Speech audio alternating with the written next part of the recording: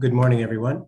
Welcome to the final milestone presentation from Michael Evola called Architecture in Drag. The supervisor is Colin Ripley, second reader is John Cirka, and we have two external reviewers, Julie Jira from KPMB Architects and Kate Korotayeva from Montgomery Sisam. I am the program rep, and my name is Galloway. So, Michael, you have 20 minutes to do a presentation, and then we will have a discussion following that. And maybe I can just say at the beginning, after the discussion, we'll ask Mike to leave, and we'll have a discussion amongst the reviewers. I'd like to ask the guest reviewers to please stick around and join that. Okay, so Mike, please take it away. So as you said, Will, today I will be presenting my thesis, Architecture in Drag. And so architecture is in drag when it imitates architecture. It is an abstraction, a constitution of ideas.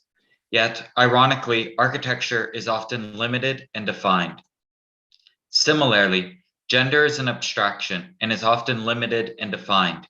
In response, drag performances remove the limitations or the ground from the definitions of gender.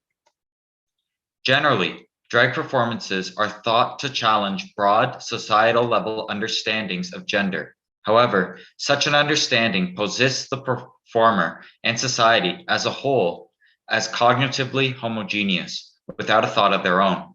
Therefore, drag performers not only subvert societal definitions of gender, but more so, they subvert their own definitions of gender.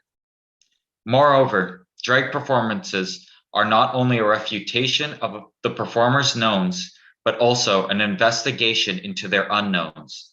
These two ideas suggest that drag performances challenge the performer's gender knowns as an investigative tool to discover their gender unknowns.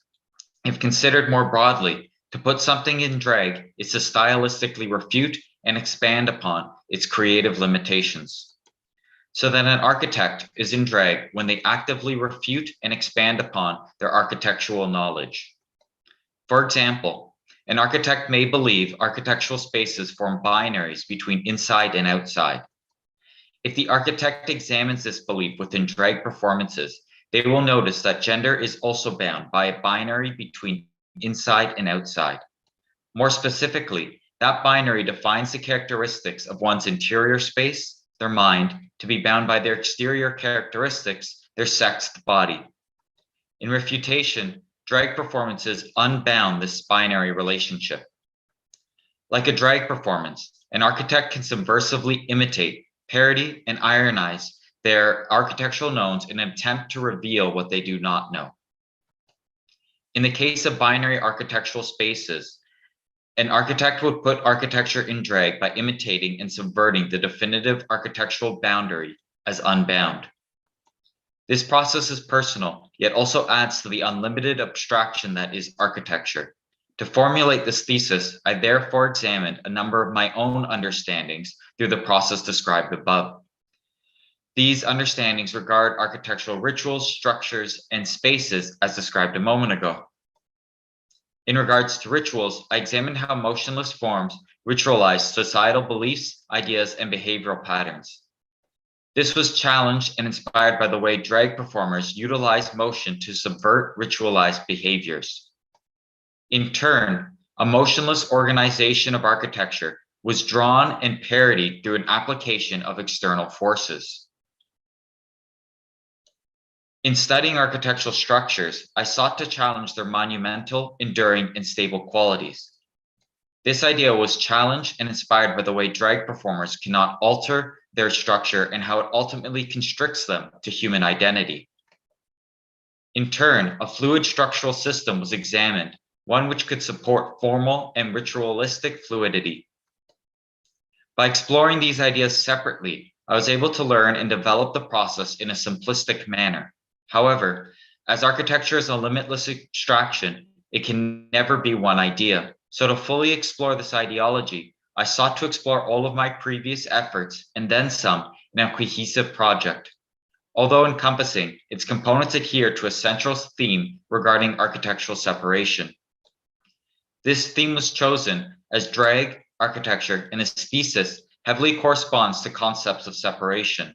Respectively, drag protests the separation of identity as binary, true, and/or false. Architecture is the act of separating one thing from another into some form of organization, and this thesis regards separation of knowledge, abstraction, and truth. Given the frequent use of irony in drag performances, separation was explored by unseparating the ideas I have previously explored through a unifying idea. That unifying idea is architectural fluidity. Architectural fluidity is any architectural relationship expressive of change, variability, and instability. So once more, an exploration of architectural separation ironically occurred by unseparating separate ideas and fluidly binding and unbinding them together. The final performance takes the form of a building. This may not be surprising as it is such a common architectural medium. However, this is not an absolute truth. Architecture does not always need to be a building, but for this imitation, I believe a building is a suitable medium as it corresponds with the use of the body as a medium within drag performance. The body is the most commonly associated medium of gender identity. Similarly, buildings are the most commonly associated form of architectural identity. Moreover, a body in drag troubles correlations between gender and truth. Similarly, buildings trouble architecture by riffing discourse between the real and the theoretical. Therefore, it is appropriate for the performance to take the form of a building. The rituals in which the building performs are inspired by the separative qualities of ball culture. Ball culture was an underground club scene originating in New York City, which is notable for inspiring the modern concepts of drag culture. Balls were cross-dressing events and competitions. Organizations called houses would compete with one another through imitative performances. It is important to note that these events were illegal due to the city's sodomy laws. As a result, these people, their identities, their events, and their houses were separated from the dominant culture by architecture. Therefore, as an expression of architectural separation, this building will perform the rituals of a ball. This will include, among other functions, a club. Additionally, ball houses represent the separation of individuals from common symbolic meanings of the architectural house. Ball house members were often separated, unsheltered, and uncomforted from their architectural houses due to their identities. Contrastingly, members characterized their ball houses with the characteristics of the architectural house as sheltering and comforting. Ball houses can thereby be understood as imitations of the architectural house. Therefore, in addition to a ball, this building performs the rituals of an architectural house. The performance occurs in New York City between two row houses, a common housing typology within the city. Its dimensions imitate those of the building expressed to be in its place. Rather than just being a void in the horizontal dimension, it is also a void in the vertical dimension. This subverts the ritual of the ground as the ultimate support for architecture. The ground defines an absolute truth for buildings, a point for them to take off from, or as a plant, it is the basis for an idea to grow from. By removing the ground, this performance challenges the typical basis which architectural ideas grow from. A horizontal structural grid spans between the separate buildings. This unseparates the separate buildings and explicitly interconnects them to one another and the performance in question. Most importantly, all aspects of the performance will be hung from the horizontal structural grid. This similarly explicitly interconnects the performance's components to one another and the performance as a whole. Furthermore, by hanging all of the aspects of the building, the traditional direction of the architectural support is inverted away from the ground rather than towards it. Similarly, utilizing a horizontal structural grid opposes the dominance of the vertical structural grid within architecture. As exemplified earlier, an initial idea I sought to challenge was the binary quality of architectural space. Those ideas were translated to the performance's facade and further expanded upon. Essentially, the goal was to have the viewer question the entity's binary qualities, leading to questions such as, is it a facade or address? And does it actually enclose inside from outside? The entity has two primary components. On the left, there is a seemingly flat, grid-like composition inspired by the ritual of panel cladding. Fabric wraps tightly and loosely around the metal dividers to support and suggest and unsuggest a quality of enclosure. To the right, this balance is continued around a spiral staircase. This is an imitation and a parody of the neighboring linear stairs that separate public from private as well as inside from outside. Contrastingly, this stair, which periodically is hidden and unhidden by draping fabric, expresses to the public an open entranceway into the performance. Within, the building's spaces and circulations are separated. This is an imitation of the ritual act of separating circulation from program and a parody of the architectural grid. Separating program from circulation is notable as it is accredited with furthering social divides and hierarchies, which, as noted earlier, greatly pertains to drag and ball culture. The apparent strictness of the grid is parodied by an application of spatial modularity. As will become more clear later in the presentation, all of the components of the building are hanging in a semi-unfixed manner. Not only does the situation parody the initial gridded organization of the performance, but also challenges the ritualization of the architectural grid and the stiffness of architectural structures. What is shown here is the first example of the building's fluid tectonics. The degree of variability challenges a separative expression of architectural tectonics. In addition, the ritual of each aspect has the ability to change. For example, what is presented here as a bedroom can become a closet. However, by defining and organizing the program, I was able to further explore fluid tectonic relationships. This is also expressed in the chosen organization of spaces, as the building adheres to an organizational logic atypical of the architectural home. Bedrooms, bathrooms, and rooms of importance are mixed amongst each other, rather than organized into a series of hierarchies. Once more, this is an effort to challenge the rituals of architecture. The following image presents the organization in section. This image also introduces the performance's mirrored facade and stairs. The following expression continues a concept of a mixed non-hierarchical organization whereby one direction of circulation or one facade is not made more important than the other. In other terms, one facade, one circulatory path or room is not separated as greater or less than the other. Next, I will break down the fluid composition of each of the performance's components. As this image expresses, the building primarily contains two modular entities, program boxes and walkways. Both are comprised of a series of sequentially dependent components. For the program boxes, this means hanging a ceiling structure from the roof, a floor structure from the ceiling, and/or a box or walkway from that floor. All of these connections share a fluid quality as exemplified previously. In turn, each program box and circulation walkway expresses a fluid relationship between one another through their fluid connections. These, like my previous explorations regarding ritual and structure, introduce motion into this performance. In addition, it should be reiterated that a fluid connection emphasizes the interconnected quality of architectural tectonics rather than separating them. Here is an example of a program box with furnishings hanging from the ceiling. The space's unbound characteristics are expressed by its fluid tectonic relations as well as its translucent fabric cladding. These challenge rituals of stable structural relations. Throughout the building, industrial connections are utilized in place of typical architectural connections, such as welds or bolts. In comparison, industrial connections are exceedingly more expressive of a range of possible connections, rather than a fixed solution. Hence, they have a fluid quality. This performance appropriates these connections to utilize them in an atypical performance. That which is typically found in an industrial setting is appropriated for residential use. Similarly, drag performers appropriate articles of clothing, for example, female clothing, for atypical uses. Moreover, like the appropriated articles utilized within drag performances, these architectural appropriations are readily available for any layperson to utilize. And here is an example of such. This is a connection between a box's ceiling and performance in the performance's roof structure. The position of the box relative to the ceiling is thereby made fluid. Here are other examples of, here are the other connections of the ceiling structure.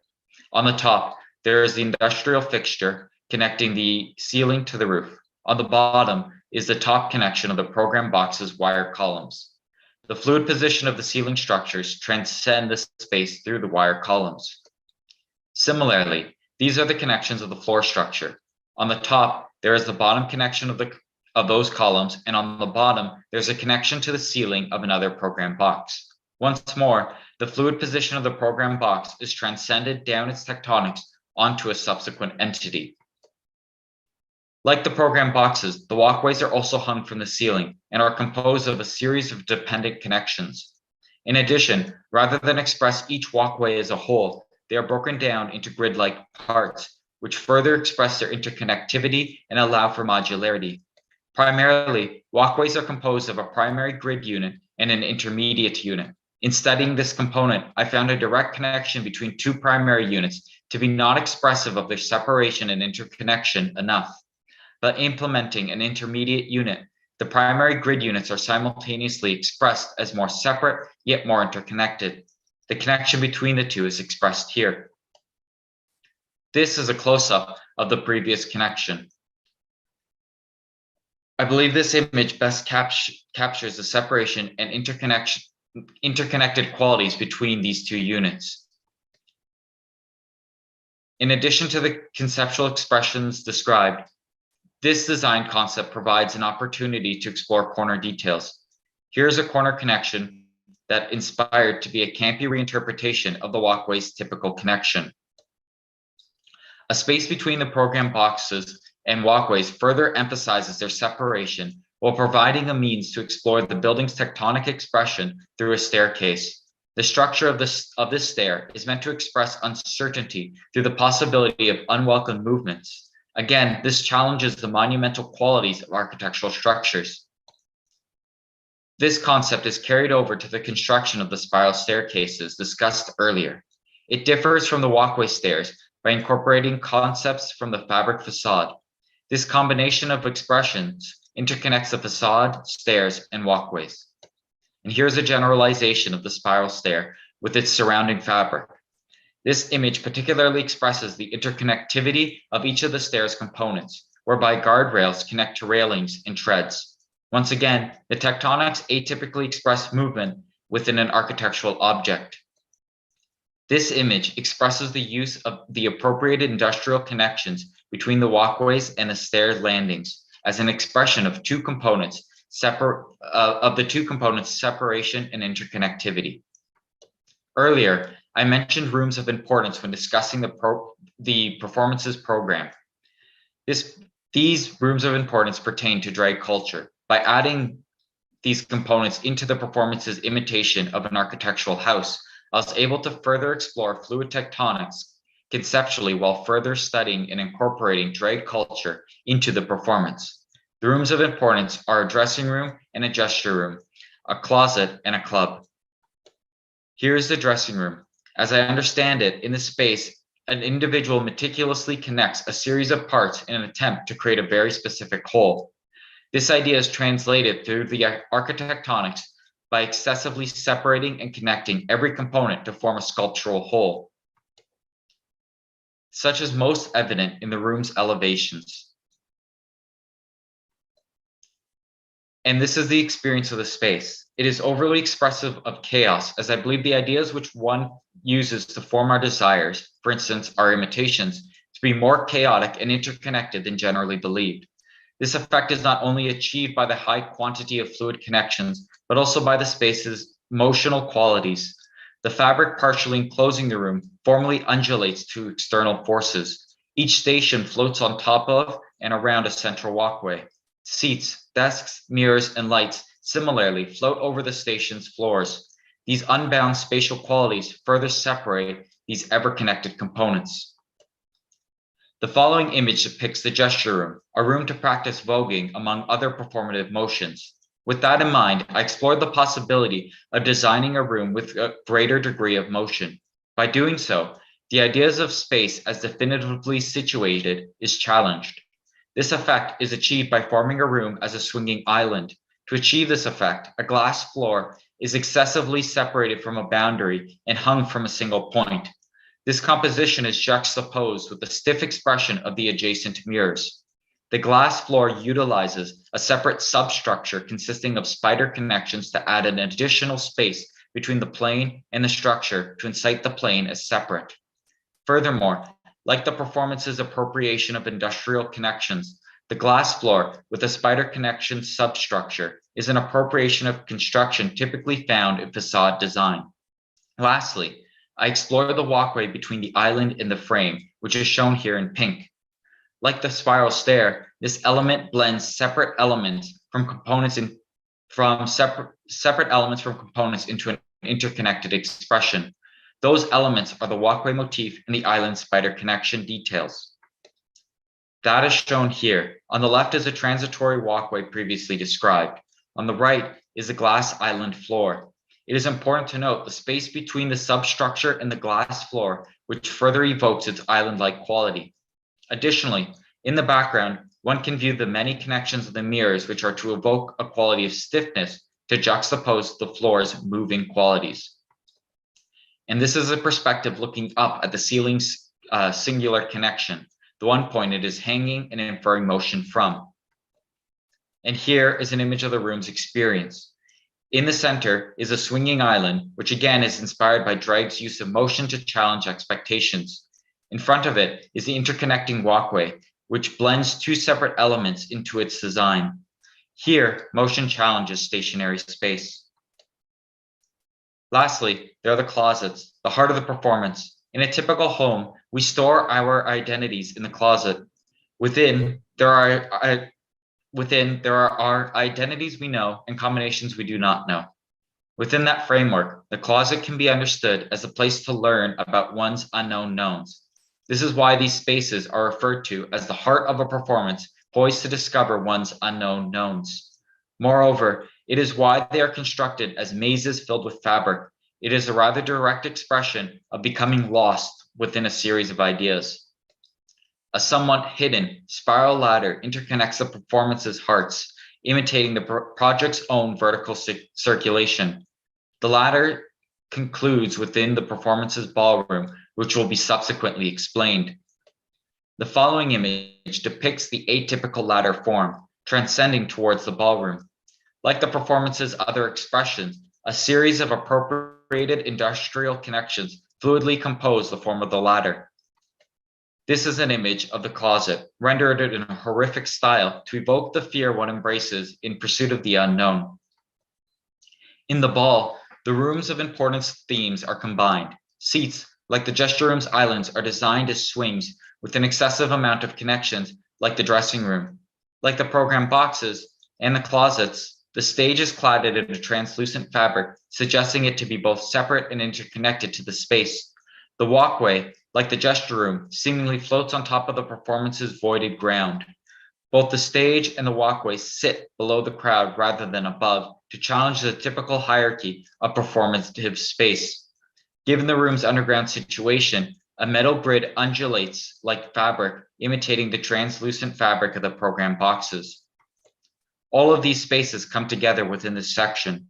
Although the schema seems fixed, given the project's structural foundation, any one part can change, altering the whole. Therefore, this project has at best half a plan. Again, it is not a truth, but merely the result of a process to discover one's unknown knowns. If nothing is true, then nothing is architecture, and yet at the same time, anything can be architecture. Thank you.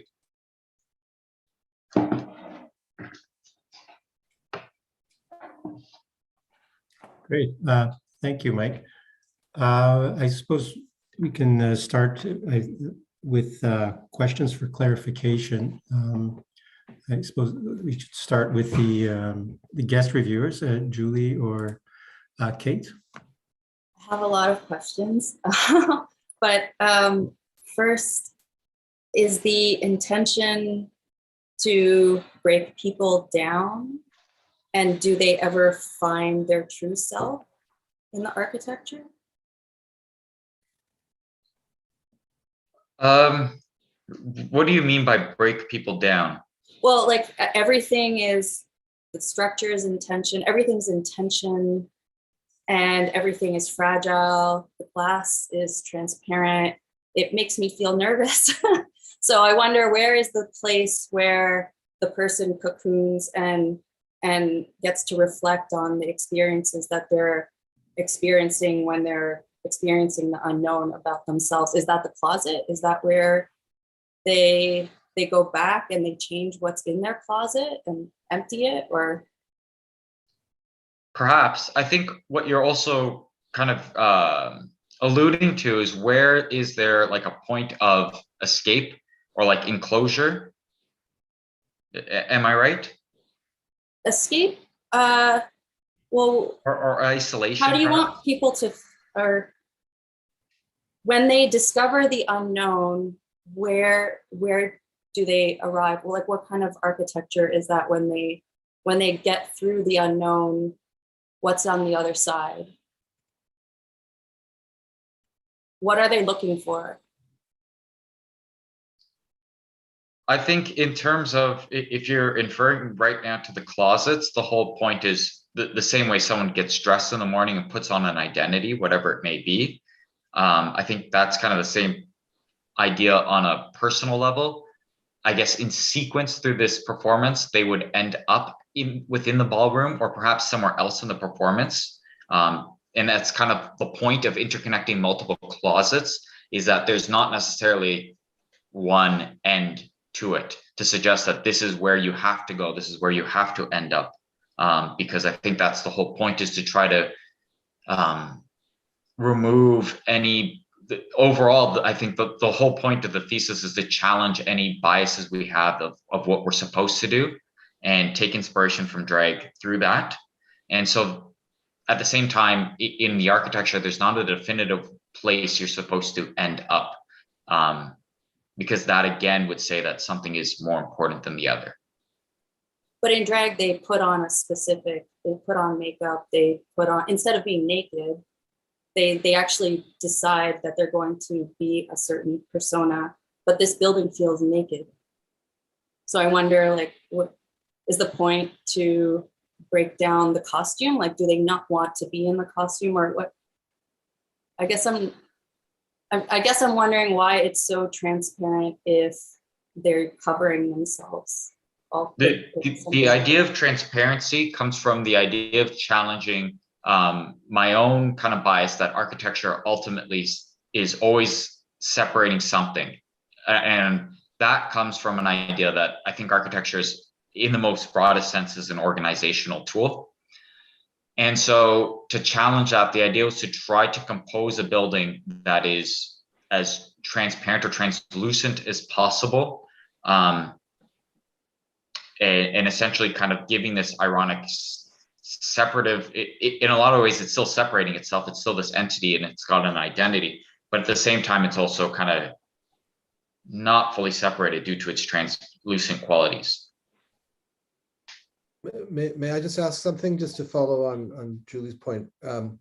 Is it architecture in drag or architecture stripped bare?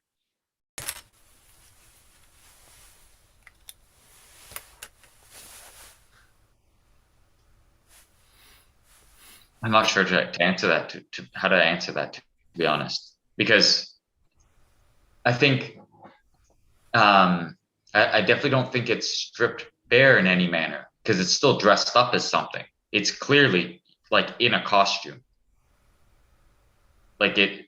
So I don't think it's naked in that sense. Actually, may I maybe add say a to bit Marco? more about the costume. Sorry, Kate, go ahead. Yeah, I wanted to add a little bit to your question, Marcus, because it's a very similar question was sort of brewing in my head as I was reading, Michael, your thesis, which I very much enjoyed, and congratulations. Is it, going back to the title, I wanted to hear your thoughts on how do you read the title, what meanings you put in the title. One way of reading the title that I can see is, like Marco mentioned, architecture in drag, which assumes architecture putting on drag. another way of reading the title is architecture, and I guess architectural operations found in drag. So architecture that you sort of discover in drag. What meanings do you put in the title? Maybe we could start there and then sort of continue unpacking. Sorry, Kate, you cut out there, or I think I cut out, but could you repeat that? Yes, if you could speak to the meanings you put in the title. Do you see it as architecture in drag, as in architecture putting on drag, or architecture found in drag, or both, or other meanings? So speak a little bit to the meanings that you put in the title.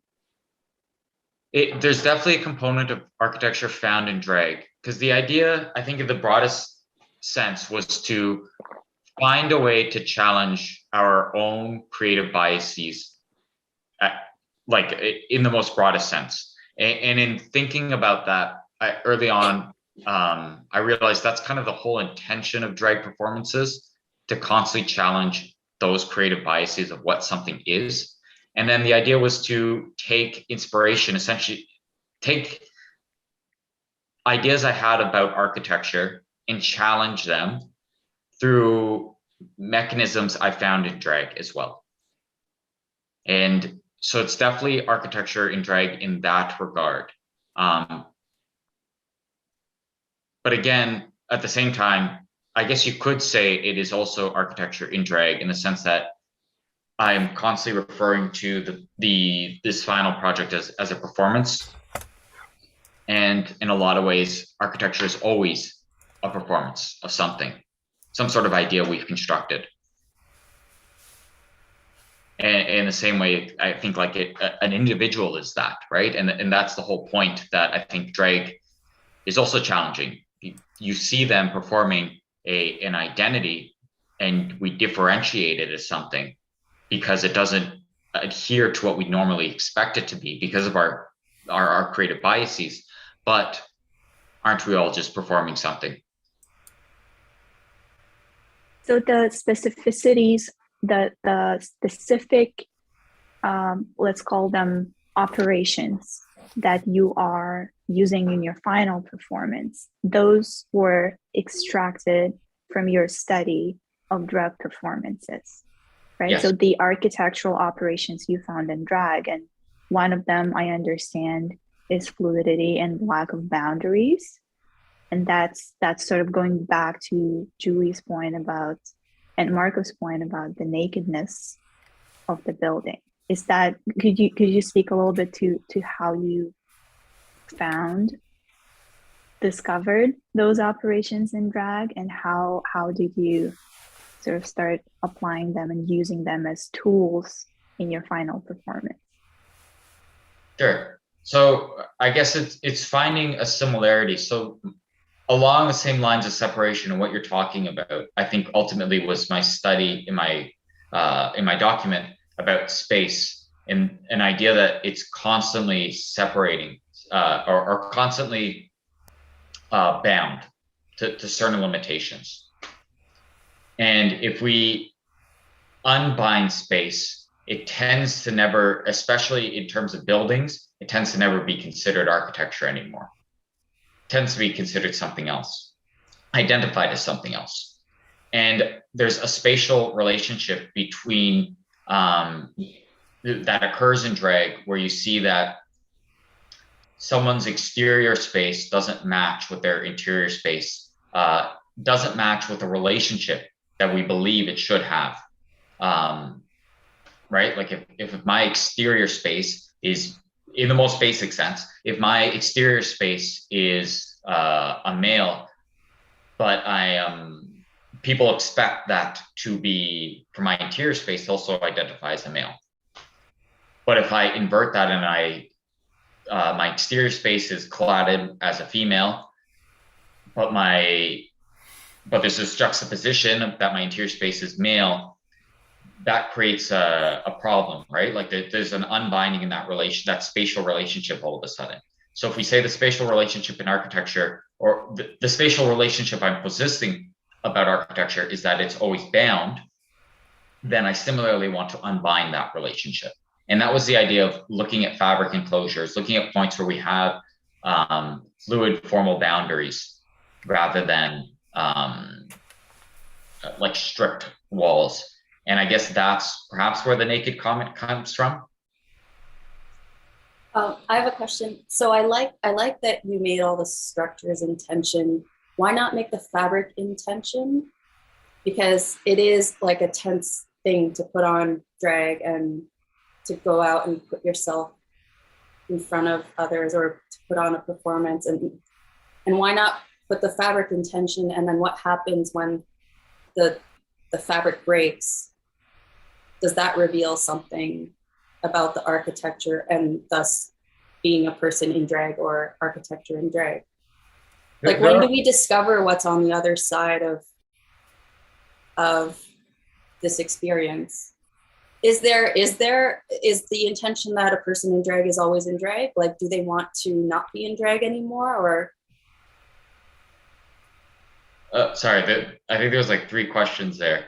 I know, sorry. There's a lot, there's so much.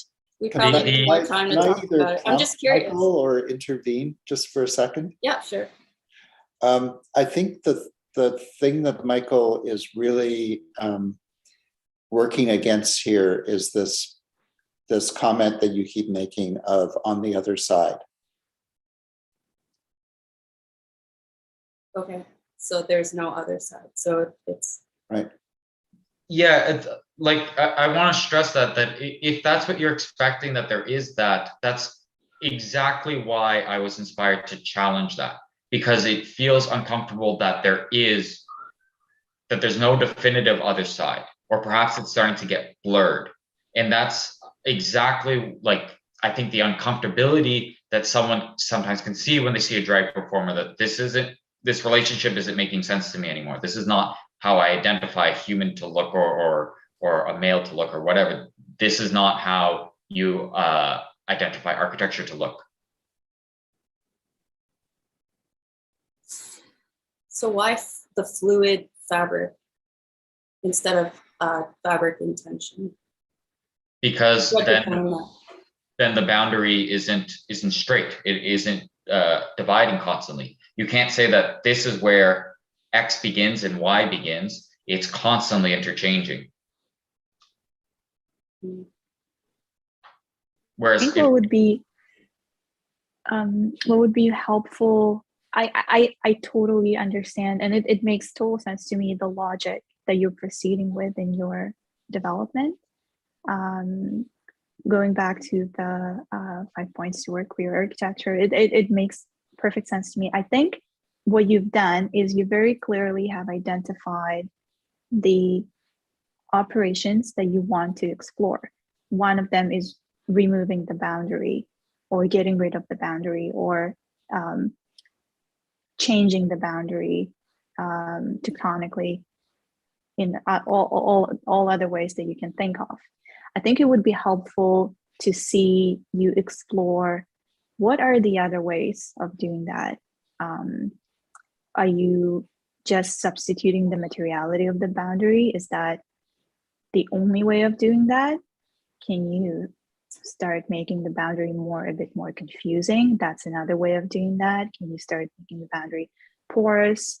I think it's about the iterative process that I think happened and stayed a bit in the background, and we see the final result. And correct me, Michael, if I'm wrong. Yeah, there's definitely some of that, like so as much as every instance is used fabric, like for example, in this one, there's a bit of a challenge about the boundary, strictly through trying to move the boundary. What would be the other ways you could do that architecturally, right? I guess you arrived at a fabric after exploring other options of how you could do that, right? Maybe if you could speak a little bit about that.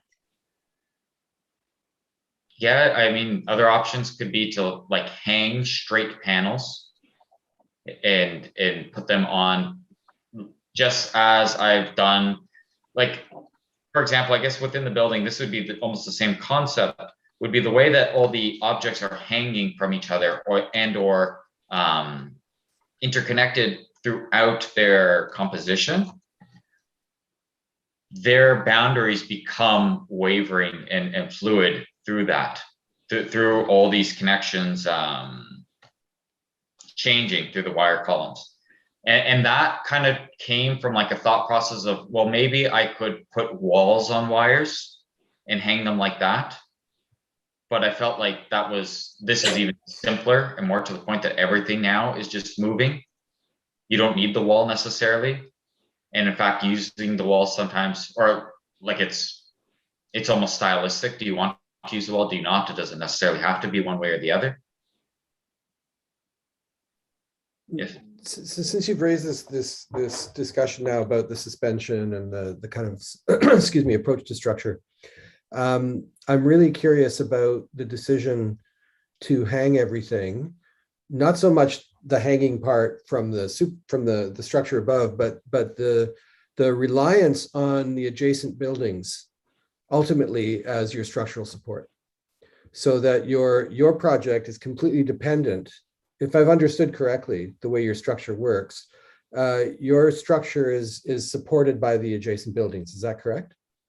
So I'm not interested in the technicalities of that. I'm interested in the conceptual understanding of that. So can you talk a little bit about that? The decision to, rather than make your insertion completely independent, you are relying on these two normative structures on either side of you. Without them, the project doesn't stand up.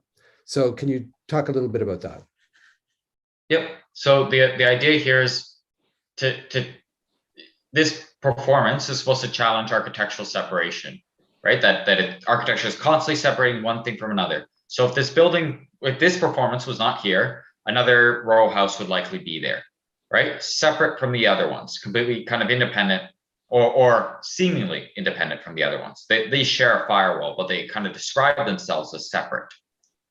This building instead, or this performance instead, explicitly separates the two buildings, right? Because it's outright like pushing them away. But at the same time, it's ironically interconnected and really dependent on them. And I think that's kind of the truth about where a lot of ideas come from, and that Drag's always trying to challenge as well, that it's not just like a one-way street. It's this rather like almost like quantum mesh of things interworking with each other. And that also then transcends to the idea of making it translucent, that these buildings are separating inside from outside very clearly. And then does this building also separate itself from inside and outside as clearly? Can it challenge that? In some ways, it challenges it through a more tensile form of fabric, like on the left side of the facade. In other ways, it challenges it through a more fluid form of fabric, as shown on the right side of the facade. And on the left side, there's the interconnection of the draping kind of curtains in between the panels. Great answer, Michael. It demonstrates your understanding at a very fundamental level of the differential structure of meaning. So I think that's a really good response to that question of context and framing. Thanks. Are there any other, I guess we're kind of into the comment section already in one way or another. Of course we are. Yeah, it doesn't take long. Shall we start from the supervisors and maybe perhaps asking or commenting and then get back to our guests? Well, I'd like to jump in with a question from the that both concludes the document, but also Michael concluded his presentation with the same statement, and that is the statement is, as a final ironic remark, if there is no architecture, then nothing is architecture. And if nothing is architecture, then anything can be architecture. And that's a variation from Andrew Holder. And so I'm wondering, in that statement, what do you imagine that is being referenced here as architecture? Anything. The whole point is to, if the thesis is regarding like a challenge to creative biases, it's ultimately trying to, in that like final remark, is trying to say like there shouldn't be any limits to like what architecture can be, because if you consider it both nothing and everything, then you can create anything you want essentially. Like that should be the outlook, I guess, and that's the same way as drag does with identities, right? Yes, but Rephrase we need that whole sentence. I'm trying to get to a bit of more explicit discussion than simply avoiding the question by saying it could be anything. We have a specific word that points to some area of something, which is why we call on that particular word. And I appreciate the intention of expansion here, but we need to understand what that thing is that we're expanding. And so that's my question. And when you say that anything can be architecture, you actually, in the middle of your presentation, when you show the two inverted cartoon houses, you speak about architecture is often equated with building. And so that's one way of understanding the use of the term architecture, even in that phrase. I can understand that there may be a radical shifting of the reference of architecture in just that phrase or that sentence, but I'm trying to get at that shifting by understanding the points of reference. And so that's my question. What is meant by architecture in there? And it might be a multiple reading. I guess it's perhaps in the most broadest sense that just how we organize space. Okay. In some regard, it doesn't need to be a building, as I said throughout my thesis. It's just some form of organization of space, I think, in the most broadest sense. Well, that is, it's often not invoked, but or at least it's not invoked by architects, because there's very much a disciplinary understanding of architecture, which probably is what you're referencing in that discussion of building. But I would suggest that yes, you are touching on the other very important understanding of architecture as organization, and it's not necessarily of space. I mean, it's just organization of whatever. So thanks. Okay, that helps a bit. I think that's a fundamental question, because actually, when I think about the history that Michael's gone through, the history of his thesis, so to speak, or the process, this question of what is architecture, how can we define architecture, has been a constant preoccupation from day one, really. Remember, you started with this series of things that define architecture way back. And I think that makes perfect sense, because that's also where the fascination with, well, maybe it comes from other places too, but it's one place where the fascination with drag comes in, because Michael comes at drag, among other places, from reading Judith Butler, and Butler's comments in Gender Trouble that the drag performance troubles or questions the idea of gender itself, right? and points to the idea that gender and in fact sex are not natural existing things, but cultural constructions, right? Which, incidentally, that's, I think, although we haven't talked about this, but I think that's why this thing that Michael's made can't hit ground. Ground has to not be there because ground is seen as a natural thing, but rather it's only supported by the cultural constructions on each side of it, right? So this question of identity is central in drag, and it's the central preoccupation, I think, for Michael. So really the question is, what is architecture?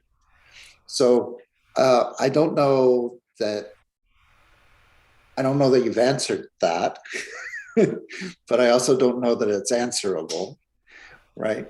There's certainly a way in which it is organization of space, or just organization, as John says, but you've talked about a number of things that we take for granted in terms of architecture, like stability, like solidity, and there's some others. I can't think of them in my head right now. And then you've started to play with those, right? So and then you talk about this thing as architecture that is, well, what's your word? Architecture dressing up like architecture or something? Imitating, right. So on the one hand, you're telling us that this is architecture. On the other hand, you're telling us that it's an imitation of architecture. And in fact, that it's both of these things at once, which I think is kind of interesting. So, the unstable and fragile and dangerous structural systems that you've produced, right, that are imitating normative structural systems in a way, right? They're structural systems. We don't think they'll work, right?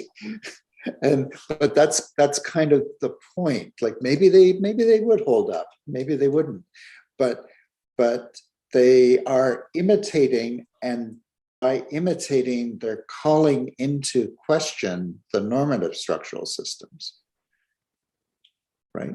As an identity, so to speak. So, and you could go through a number of ways in which this is happening.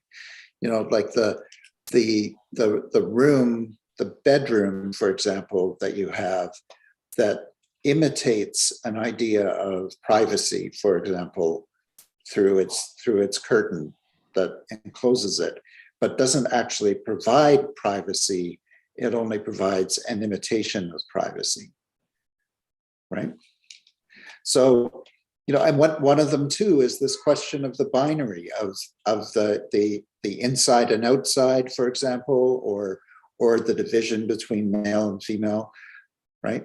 That you're recognizing that, but you're imitating it, but you're not. You're trying to do everything you can not to be bound by it.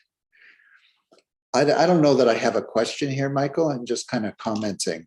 Because I think this is incredibly actually complex stuff, and that you've actually struggled with it and struggled with it and struggled with it. And from my point of view, you've everything could be different in what you've done. Just like if we see any of those drag performers, they could all be doing something different with their bodies. But I get it. Thank you, Colin. I think that was actually one of the best compliments I've gotten.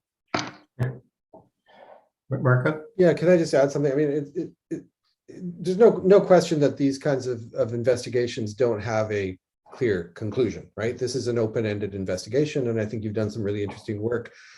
I want to come back to this idea of drag, though, because I think it's such an interesting concept, and I'm not sure that I fully understand it in relation to your project. And one of the reasons I say that is that when I think of drag, and I haven't read into the theory around it, obviously anywhere near to the degree that you have, but when I think of it, I think in part it's a way of, so you use the word imitation, so performance, but let's say that it's a way of using fakery to get to something real.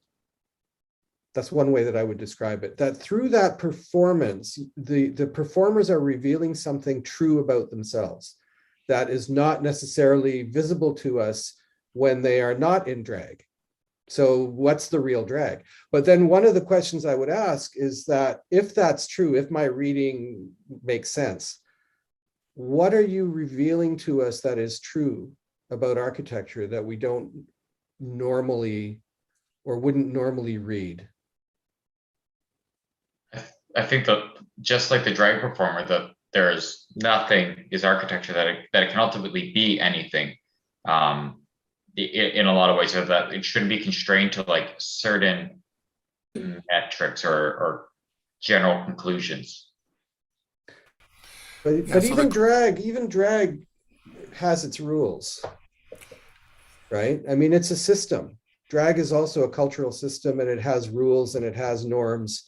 And once it goes outside of those, maybe we don't recognize it as drag anymore. So I'm a little, I guess I'm coming back to this idea that everything is architecture and nothing is architecture. And I'm kind of wondering, well, at some point, I guess architecture is what we say it is, but we do say it is something. So what is that? So I think what you're alluding to is like, for example, what could get onto RuPaul's and what could not. That like very much is, I think, the epitome of drag just becoming a fashionable social identity. Like, this is what it is. It's this or it's that. And it's one of the reasons that definitely throughout my document, one of the main drag performers I reference is Library, because their work never really seems like your typical drag performer. And I think that's what the art is meant to be. It's not necessarily meant to be that men just cross-dressing to a point where it's an authentic representation of a woman, and a very like stereotypically beautiful woman, right? That's, I think, essentially where those rules of what drag is in RuPaul's Drag Race and what society has started to make drag as you're kind of talking about and identifying drag as. I think that's what it's becoming. But I think performers like Barry, they're going more at what drag is at its core, in the sense of just constantly questioning identity as a human and away from our social understandings of that, or our cultural understandings of what is it to look like X. And so that's the same way here with architecture, to try to challenge that, I guess, in some regards. So Butler's position on drag that has been important for Michael in this whole thing. You talked about the drag performer presenting a truth of themselves, presenting an inner truth, right? Yeah, I think that's one reading, one possible. That's one reading, that's right. But Butler's reading is that what they're actually presenting is the lack of the truth. What they're presenting is that there is no truth to present. So it's very, very Baudrillardian. Well, it is. No, not really. Well, that's one, this idea that everything is simulation in a way, right? Is that what you're getting at? That's maybe related, but I think it's more the point that Colin was trying to articulate is that there's no truth in the way that we normally imagine it as some defined thing, and that's basically was Michael's response to your question, Marco, was at that level that we can't define it. So it's not a matter of it just being hidden from us, and we have to get through all the stimulations, and there we have it. It's just that it's constantly a work in progress, let's say. Yeah. Yeah. So, in kind of in simple terms, let's say, you could say that the male drag artist dresses as a woman and therefore crosses this binary divide of gender, right? But the reading, the more contemporary reading of this is that it's not so much crossing this binary divide as pointing out that the binary divide doesn't actually exist. And that there are many more options than just the two. Right. Like the ones that we see on the screen right now. Mhm. I think it's important to note that, sorry, go ahead. yeah, I was just going to chime in. What we see on the screen is, I know, Michael, that you've sort of rejected the idea of the commercial drag as an source of entertainment on the TV and etc. And you're more interested in the what should we call it? It's still a type of drag, right? Drag, like Marco pointed out, has categories. They're different, but there are categories, and I wouldn't dismiss the commercial drag so quickly, because if you look at one of the primary drivers for the early drag inside the ballrooms in New York, it wasn't just about the protest. It was about the opportunity for performers to be something that they wanted to be within the ballroom that they couldn't be otherwise outside of the ballroom. And that's where the primary sort of categories of performers started forming, the pageant queen, the successful businesswoman, the imitation of artists, and the categories that we have today. They continue to evolve even in the commercial drag, and continue to intersect and evolve into new categories. And now we have drag that is not just male performers that are transgender performers. It continues to evolve, and I think that's the beauty of it. It is, I would challenge the idea that the identity in drag is, anything can be drag. There are rules, there are categories, but they're different, and that's what is fundamentally challenging the binary that you sort of have a problem with in this thesis, and I think rightfully so. And I think taking those operations and bringing it back to architecture, that's where the depth, that's sort of you hit a gold mine there in terms of looking for ways. I think that's what's lacking for me a little bit. I fundamentally agree with your framework that you have set up using drag as a qualifier, right? So you talk a lot about in your document, like drag. This is like drag, that is like drag.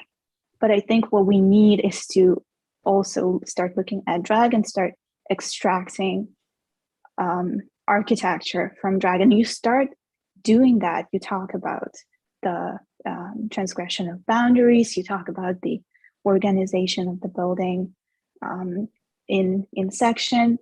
I think that's where modularity actually makes a little bit of sense to me, because in drag, the hip pads, all of the things that go on performers' bodies are modular, but then they're molded and changed, and they evolve into, again, different types of modules, different types of categories. And that's just one example. And I think that's what I wish we saw a little bit more of. It's not just seeing drag as a qualifier, but seeing it, using it as a resource to extract new ways of defining and making architecture. And I was thinking this morning, what could I give you as an example of architecture doing that? And the first thing that came to mind, since you looked at so many corpse buildings in your thesis, I think one work of his that you should have looked at is his Paris apartment. That's, to me, architecture in drag and using the same operations found in drag with his bathroom with a bidet sitting in the office, and then the wall does that to accommodate the office desk, and then there's a mirror, but it's all open, and his wife hated it.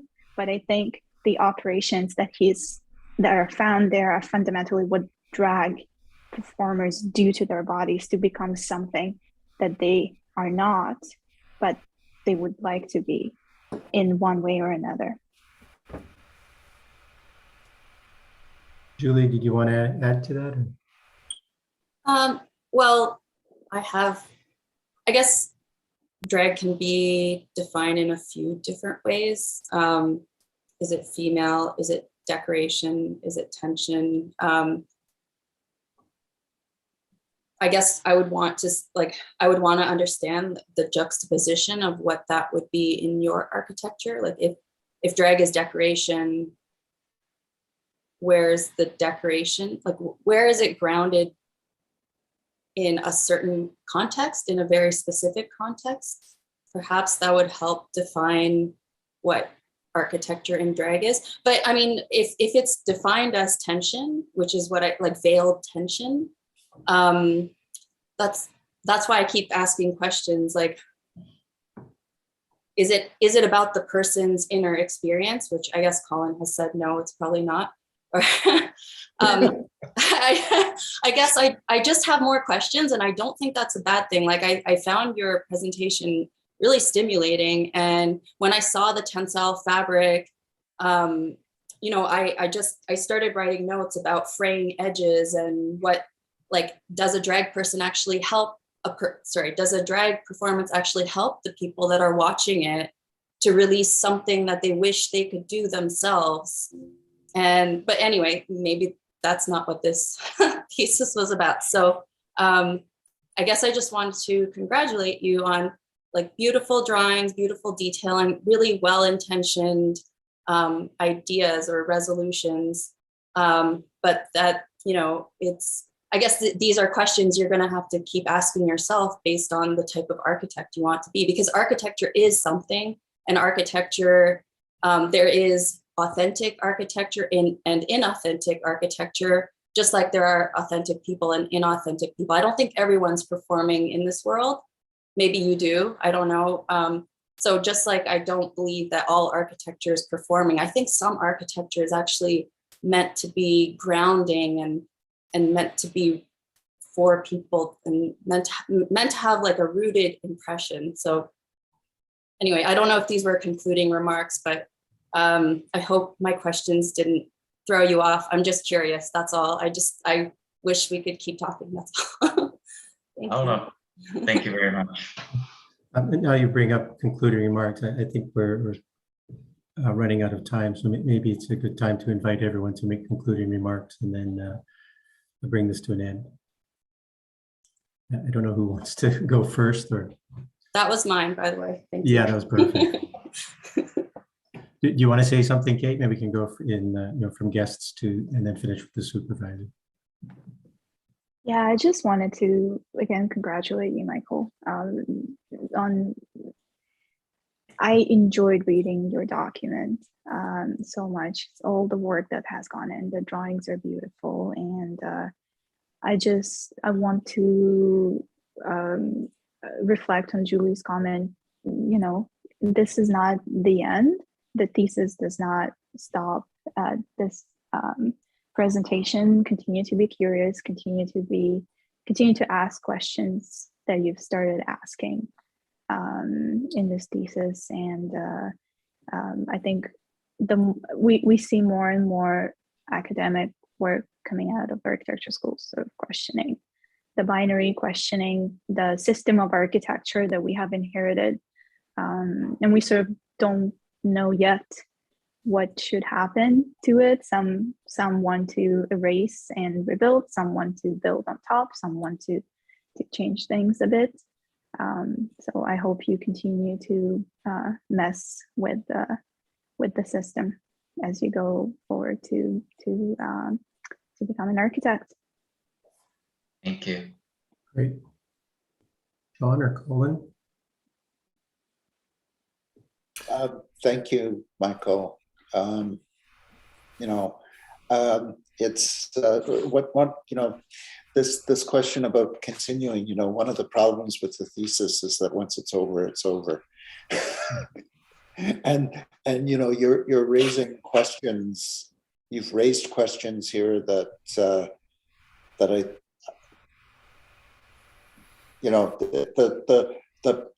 The questions you're asking are difficult and complicated and will not be answered anytime soon.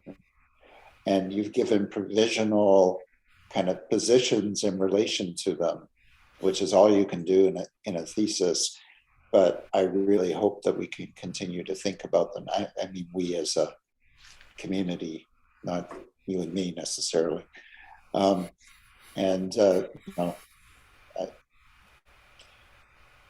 I don't know how to do that, but anyway, congratulations. We'll talk soon. Thank you very much. I would simply repeat some of the things that have been said.